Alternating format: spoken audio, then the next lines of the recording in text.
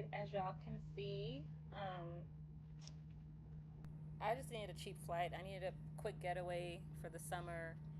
And yeah, that's where we are now, getting ready to.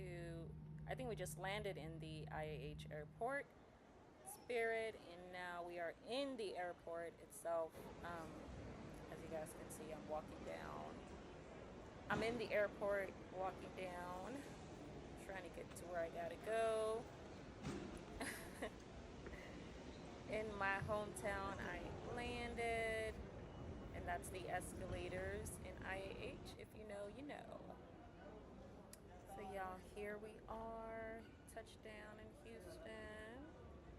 Walking over to my lift. Guys, this is the same parking lot that they stole my mom's vehicle at. And so me and my mom used to walk down this pathway or down this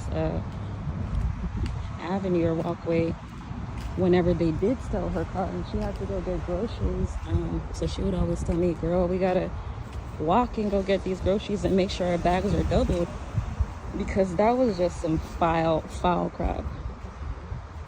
So we would, that's why I remember this, because we would always walk through here. And so basically this apartment, I think this is an apartment. Did they change it? I think this used to be townhomes. But basically, like right here in this apartment complex, it's where I had my first fight, guys. That's where I had my first fight. Like, I was with one of my friends and she punched me twice in my mouth. I was so angry when she did that. But that's where I got into my first fight at these apartments.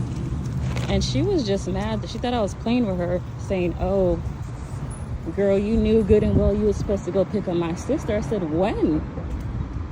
And I waited at the wrong parking spot, and she thought I just wasn't coming. And I'm like, communication. Like, my phone died.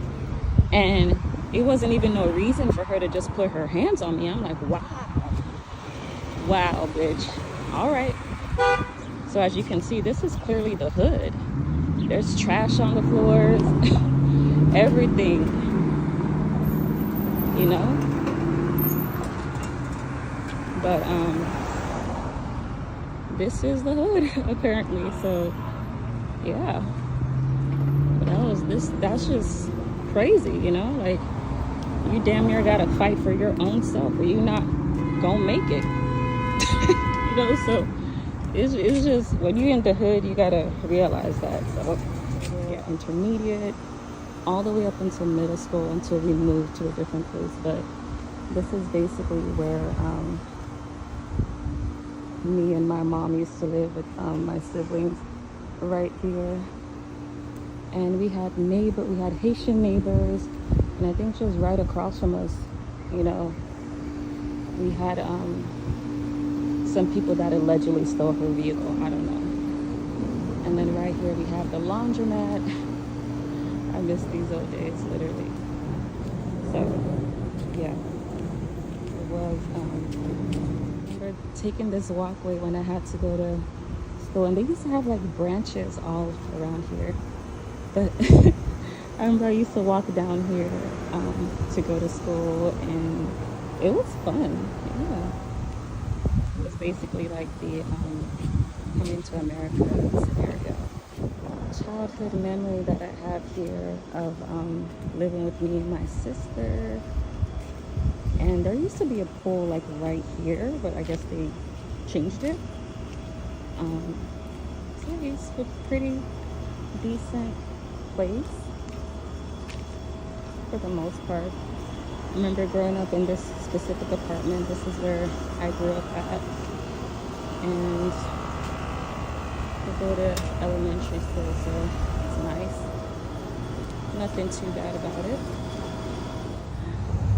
Guys, this is how it currently looks. These are the old apartments. It used to be like a greenish, tannish color. I remember dumping the trash out My mom would make me go dump out the trash there. And as you can see, it's not as classy, but it was a basic place where you could live and, start your life and just, yeah. So that's basically what it is. Minority based, obviously. So a lot of Spanish and blacks used to live here.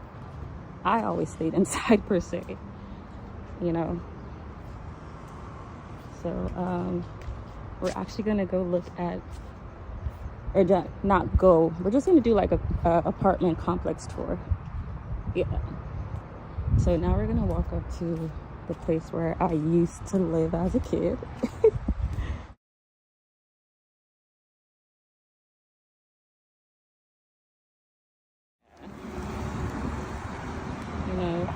you know then this is back in the 90s, where it's not ghetto, where it's not like you gotta fear for the safety of your child, of your kid going to school and making it back alive. So it was really, really nice to just live during the safe periods of times in Houston, Texas, because now Houston is a place where people are fleeing. The tornadoes, the hurricanes. I mean, how much can someone take? But I remember my mom and my sister used to come right here to pick me up from the school back in, and I think, no, it was vice versa. I'm sorry. We used to pick up my older sister that used to, yeah, me and my mom used to come and pick up my sister because she went here as well. And she would always ask, there's just a tour down memory lane. I used to walk this road whenever I needed to go to school, because I just live like 5 minutes away from Ollie Middle School is where I went to. So if I miss the bus, bitch, best believe I'm walking or I had to walk. So this is where we just came from. And now we're heading down to Beechnut. Yeah, we're heading down to Beechnut Street.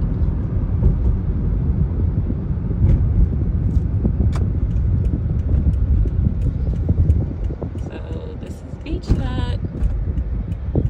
Guys, this is the narrow passway where me and my mom used to have to walk because they stole her car. And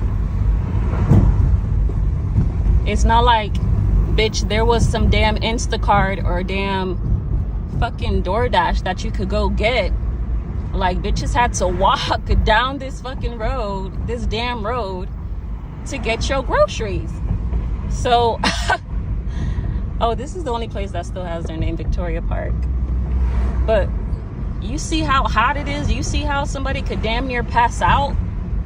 And I used to walk this road. I used to walk down this road. And I'm not even gonna lie, guys. I used to steal some candy right before I would go to school. There's a Walmart right here. So I would, I don't know if you guys could see it.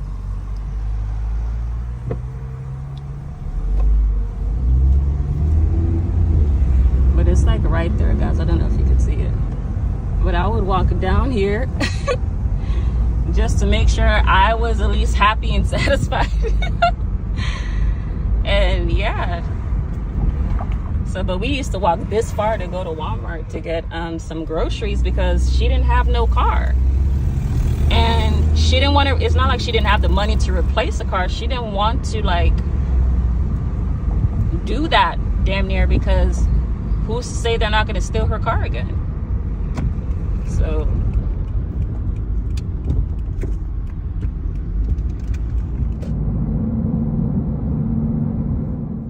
guys, this is just how Houston looks now. It still looks kind of the same, but there's a lot of cardboards on these big businesses, and they're the ones that got hit a lot.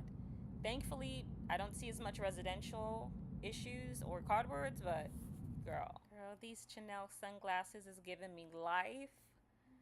I had to go to the stop at the Chanel store before I could do anything else, because Lord, just look at that.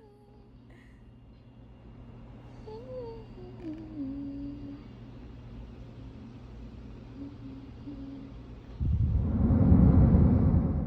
are again some of the stores, some of the places that had, you know, the cardboard up and all of that. So they got hit really, really bad. And I don't know. I really don't. I just pray for Houston at this point. As you guys can see, we are at the Post Oak location. This is where I'm currently going just to have some breakfast. They have things similar to this in New Jersey. I just don't necessarily follow up with it as much. But this is where you can basically go to have a really nice fancy dinner or dessert or something like that. So this is a really, really nice place. I personally don't go to the Post Oak as often, but as you guys can see here, really, really high end. You know, this is Mastro's, where I took my mom. This is a wine bar. So we're just going down the list so you guys can see. Or this is the little strip of Post Oak, basically. So look at that there. And this is the dessert shop that I wanted to come to take pictures, as you guys can see. And they have the Rolls Royce place just right next door. So guys, I am currently the only one right here for now. I came pretty early. So yes, I've never really been to this dessert shop at all. But we'll see how it is and go from there. So I'm gonna give you guys a little tour as well. So this is one of the pastry shops I've never really been to in Houston while I lived in Houston. So I wanted to just come out and take a look and see how it is. So I'll give you guys a tour.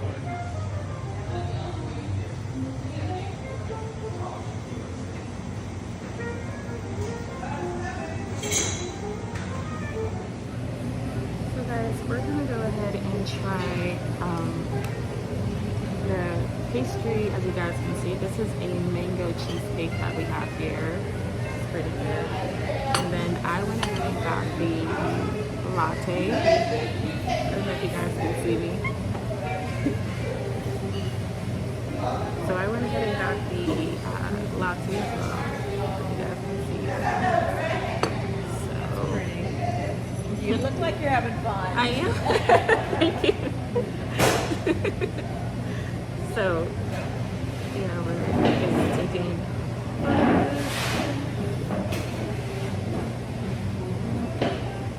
guys, the latte tastes pretty good, but it's a little bit bitter. So but so that's basically what we're doing today.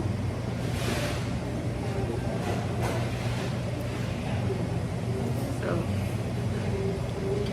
that is that. This is how it looks. And next we have our pastry. Guys, look at this.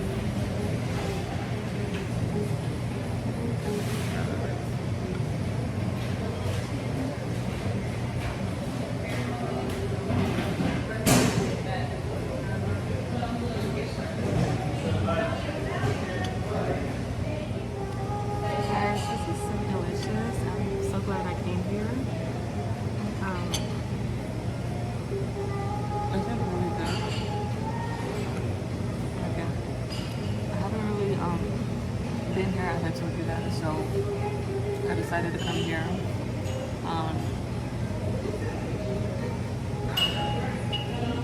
Really just for the aesthetics and to have a good time on this Houston trip. So that's why.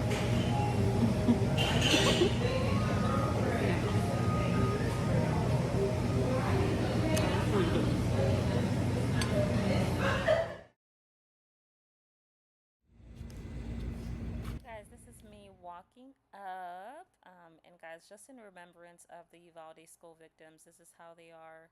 This is their care. I essentially just wanted to go to Houston, revisit some of the memories there. You know, because, you know, the 90s was a really special time to, you know, grow up. And as you guys can see from the clips that I uploaded, you know, I I really, really, really enjoyed that experience. Of course, there were some downfalls and hiccups, but who doesn't have that in life? You know, life is never perfect as we want it to be. So just to give you guys a little insight into Hope's Journeys, where I came from, you know, where I went to school, you know, and life experiences that occurred along the way. So yes, went to Landis, you know, and I really went there just to like really see how Houston is, you know, after 3 years of not living there. Like I told you guys, I moved out in 2020. So it's right about 4 years I haven't lived or resided there or seen how Texas is doing. And, you know, when I went there, I went to the posh, classy places because, I mean, that's just what I've always been, you know, not always grew up in a bougie luxury lifestyle, but that's always the threshold and the standards I've put myself as a grown adult.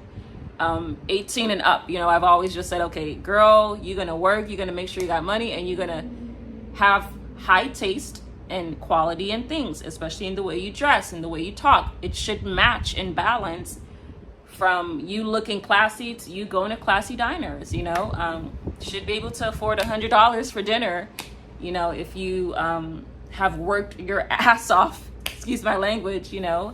And it's just based on what I felt that I deserve, and I will always feel that I deserve that kind of class. But yeah, went to the poor looking areas in Houston, Texas, and I was like, it's crazy. Like what the tornado did there, whatever the tornado did is crazy. Like literally people's glasses were shattered when they were driving. I went close to my sister's job, and she works at Target. Damn near the whole glasses and the whole store is like broken down. Like they have to use cardboard to secure the wall so people don't break and enter, you know. But even that is just still like, wow, like, you know, it really is tough times out there for Houston, Texas, you know. And I just wanted to, you know, also check in with my family, see how they're doing, see how things are coming along. And thankfully, you know, we're good, but it just still looked like the city was in a big dismay over there. You know, it's not, you know, it's just, the airport was fine, but I mean, just when I left the airport, got down to Houston, I'm seeing a lot of cardboards. I'm seeing, you know, people are always gonna live, you know, that's the thing. We can't stop life. Even if a big ass earthquake happens right now, people will still be breathing in and out. You gotta, life moves on, right? So you gotta keep going. But just, it's not like a sentimental thing. Could care less, you know, what happens in Houston because I don't live there. But like I said, I wanted to go and revisit my childhood memories, you know, think about the 90s, think about how fun it was, you know, growing up with my mom, you know, and because I was basically raised by a single parent, you know. So it was pretty nice to go back on the roads and look at that. But I feel sorry for a lot of the Texans, you know, because there's things they can't control, you know. Like, let's talk about the school shooter. You know, the most recent event now is that the parents want to sue the carriers, UPS and FedEx, for disseminating or shipping the armed weapons and guns to this teen or to this person. But it's like, you can't come after, that doesn't even make any sense, you know. And it's just like, you have to bring it down to the origin of how this even happened, right? The gun laws, maybe there could be stricter gun laws in schools and things of that nature, or a detector that's, you know, created whenever it's an elementary school or just a school in general. No one should have guns in school. So they need to create that parameter first and make sure that when students walk through the damn doors, there's no detection of a gun. So that's more so a government thing that, you know, administers and sets laws, a judiciary, you know, system right there. That I think the parents need to really look into and scrutinize, because who wants to lose their elementary school kid? Who wants to lose their child?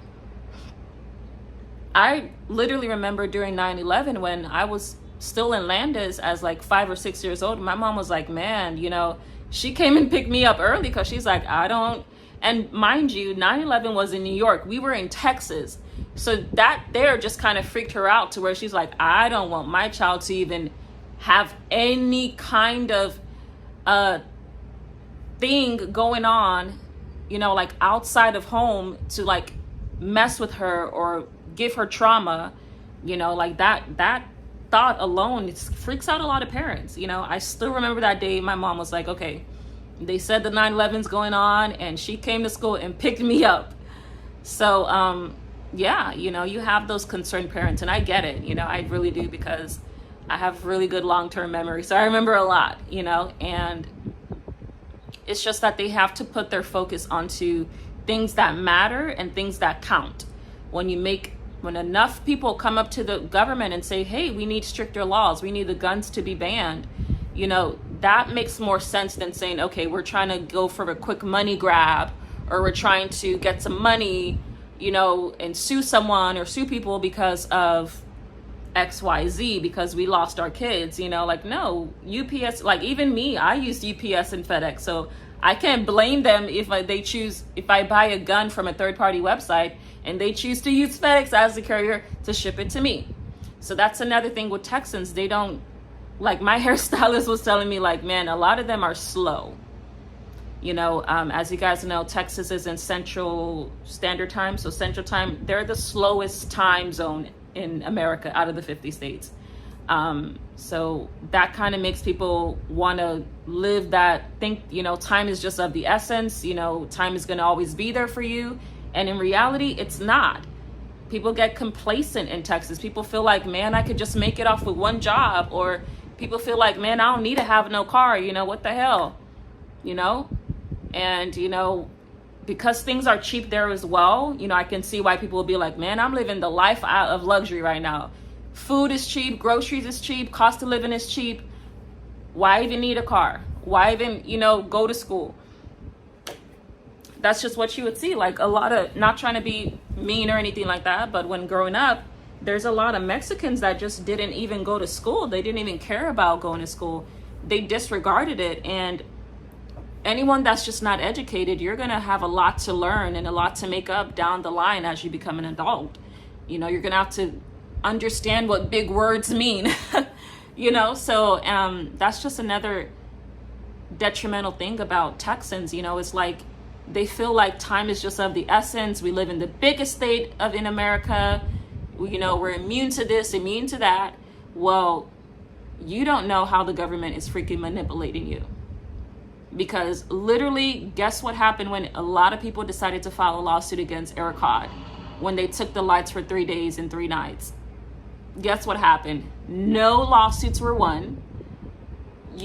I still haven't heard back from anything, because there was like a portal. They wanted us to submit our forms and everything like that. And I didn't hear a goddamn word from them. And come to find out, I Google it 2 years later and figure out, oh, guess what? ERCOT's immune. They don't have to do anything, like they're not owed. No one's owed any money.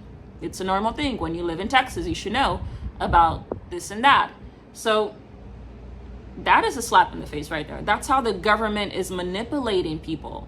Look at women. It's unsafe to even be a woman there living in Texas, because you can't get an abortion if you slip up and choose not to be on birth control. They're going to blame you.